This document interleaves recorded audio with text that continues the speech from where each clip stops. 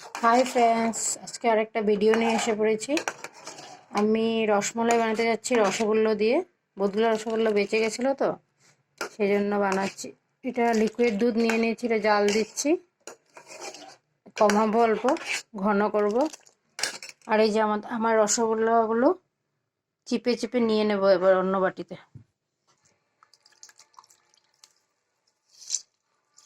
দেখেন 90% চিপতে হবে।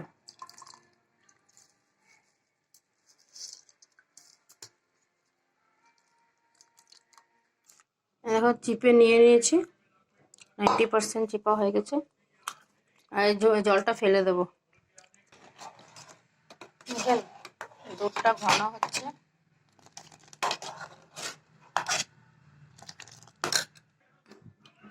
এই দেখেন পাউডার দুধ নিয়ে নিচ্ছি, 2 প্যাকেট নিয়ে নেব। 2 প্যাকেট নিয়ে নিচ্ছি। পাউডার দুধটা গুঁড়ে নেব।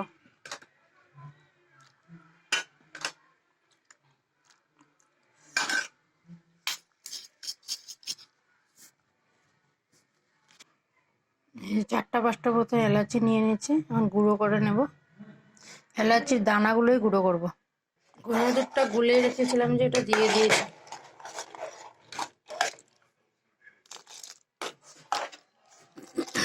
ঘন করছি দুধটা।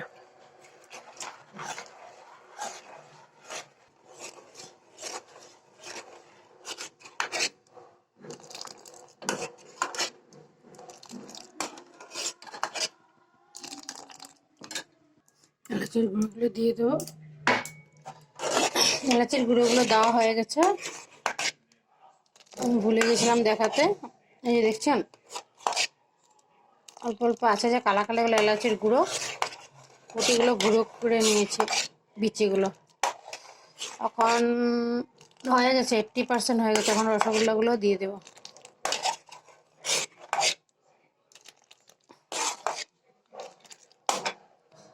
কতগুলো ছোট ছোট করে নিয়েছি আর 4টা বড় রেখেছি।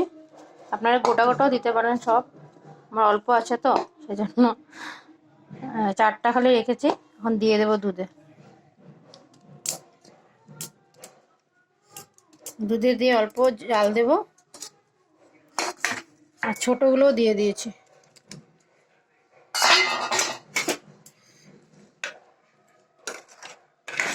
বুঝছেন,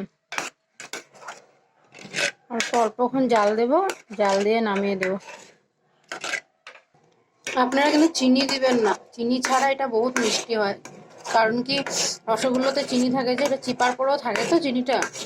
তো দুধে যদি দিয়ে দিই আমরা, দুধ শুকানোর সময় চিনি বহুত বহুত বেশি মিষ্টি হয়ে যাবে, তখন মুখটা মানে ভালো লাগবে না। এখন দিয়ে দিচ্ছি যে একদম রসমালাই টেস্ট আসবে। লাস্টে একটু ঘি দিতে পারেন, কেসর দিতে পারেন থাকলে, আমার কাছে নেই, আমি ঘিটা দেবো খালি। দেখেছেন, অল্প একটু ঘি দেবো, ফ্লেভারটা একটু অন্যরকম লাগবে।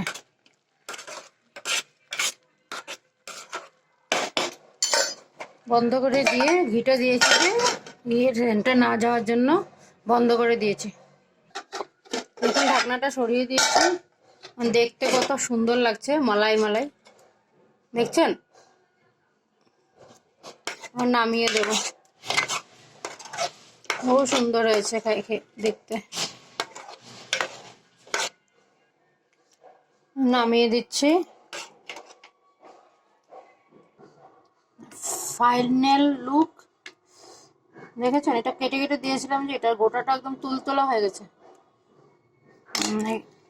বাড়ছি এখন খাওয়ার জন্য। এই দেখেন,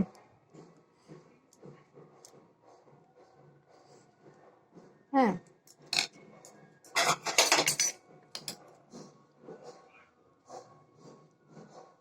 ফাইনাল লুক।